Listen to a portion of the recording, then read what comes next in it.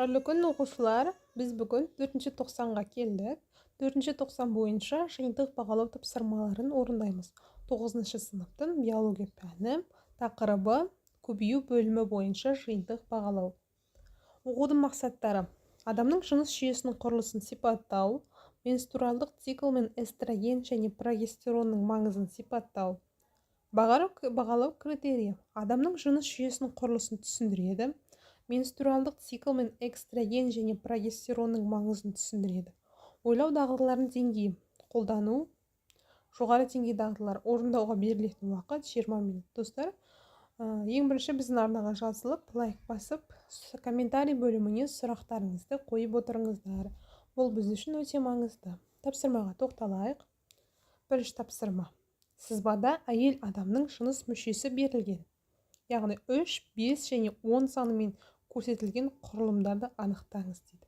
Яғни әйел адамның жыныс мүшесінің артқы жақтан көрінісі. Бізде бұл 3-ші санмен көрсетілген бұл жатыр қуысы.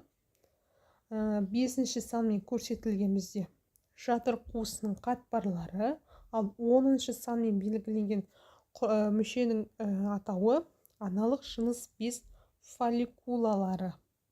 Яғни бұл жерде әйел адамның жыныс мүшесі берілген, соның ішіндегі құрылымдарын көрсетіңіз деген. Келесі тапсырмаға өтеміз. Төмендегі суретте жыныс жасушасы берілген дейді. Суретте қай жыныс жасушасы? Бұл суретте сперматозоид жасушасы берілген. Яғни бұл шетте бұны А, В, С деп көрсетілген. Бұл сперматозоидтың. Осыны атауларын жазуымыз қажет.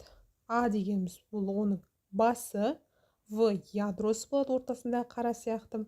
С майда-майда дөңгелектен келген митохондрия, ал Д құйрығы. Бұл құрылыс тек қана сперматозоидқа тән. Екінші сұрақ: жасушаның С бөлігіндегі ерекшелікті атқаратын қызметімен байланыстырыңыз дейді. Бұл С бөлігі бізде митохондрия деп айтты, яғни акросома ұрықтануды овоцит цитоплазмасында оның мөлдір аймағы арқылы сперматозоидтың басы мен мойнының толық енуіне мүмкіндік береді. Келесі тапсырма: аналық жүйе мен аталық жүйені салыстырып кестені толтырыңыз дейді. Бізде кесте берілген, жыныс жүйелері және құрылыс ерекшеліктері дейді. Жыныс жүйелер бұл аналық жыныс жүйе және аталық жүйе. Осылардың құрылыс ерекшеліктерін салыстырамыз. Аналық жыныс мүшелері екі топқа бөлінеді: сыртқы және ішкі деп. Сыртқы аналық мүшелерге үлкен, кіші жыныстық жапсарлар мен клитор жатады. Жыныстық клиторлар май ұлпасы мен мол терілі қатпарлардан тұрады. Ал ішкі аналық жыныс мүшелеріне екі аналық без, жатыр, екі жатыр түтігі және қынап жатады. Ал ішкі аналық жыныс мүшелерінің бәрі де жанбас шоңқимасы кіші жанбас қуысында орналасады. Аналық бездердің пішіні сопақша, ұзындығы 3-4 см, салмағы 5-8 грамм.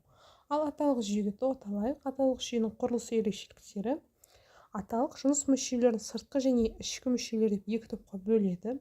Сыртқы аталық мүшелеріне ұма және жыныстық мүше жатады. Ал ішкі аталық жыныс мүшелеріне аталық бездер, оның қосалқы бөлімдері, ұрық шығарушы өзекшелер, ұрықтық көпіршектер, сыңар қуысты безі жатады. Ал аталық без екеу, мөлшері 4-6 см, ал салмағы 15-30 грамм болады. Төртінші тапсырма: бұл бізде төртінші тапсырма: эстроген мен прогестеронның маңызын түсіндіріңіз дейді.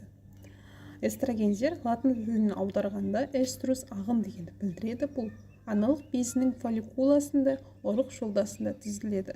Шағын мөлшерде бүйрек үсті безінің қабығында және ұрық безінде синтезделінеді. Эстрогеннің 3 түрі болады. Олар эстрадиол, эстрон және эстерол.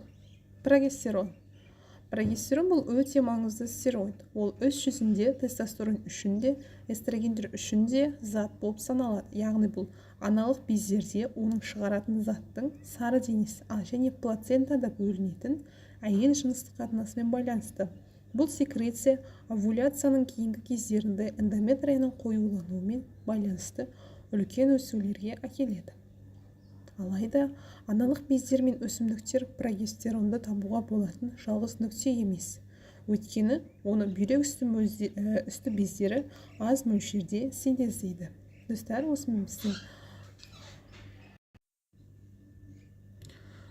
осымен біздің БЖБ бірінші талдауымыз аяқталды. Біздің арнаға жазылып, лайк басуды ұмытпаңыздар.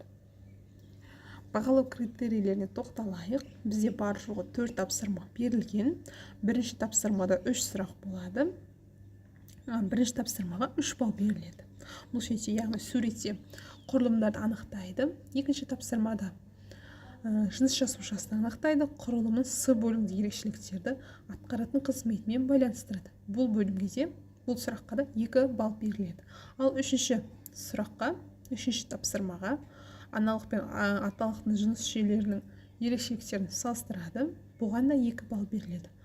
Ал төртінші тапсырма бұл бізде менструалдық цикл және эстроген мен прогестеронның маңызын түсіндіреді. Бұл тапсырмаға сіздерге 2 балл беріледі. Яғни әрқайсысына 2 баллдан беріледі. Бар жоғы 4 балл болады. Яғни сіздер 4 тапсырманың барлығына дұрыс жауап берсеңіздер, барлығы 11 балл беріледі. Осымен біздің тапсырмаларды талдауымыз аяқталды. Біздің арнаға жазылып, лайк басып отырыңыздар. Сау болыңыздар. Сабақтарыңызға сәттілік тілеймін. Жақсы оқыңыздар.